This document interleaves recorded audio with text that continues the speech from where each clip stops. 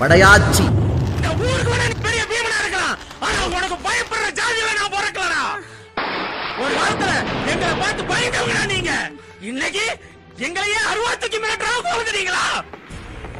இங்க பாரு, எல்லாத்துக்கும் மரத்தாட்டு தாண்டா அருவா அடிச்சு கொடுத்தாங்க கொல்ல, எங்களுக்கு மட்டும் தாண்டா ஆழவட்ட அருவா அடிச்சு கொடுத்தான். ஏன் முதல்ல ஜெயில கட்டினதே எங்களுக்காக தாண்டா, அத நீ தெரிஞ்சுக்க.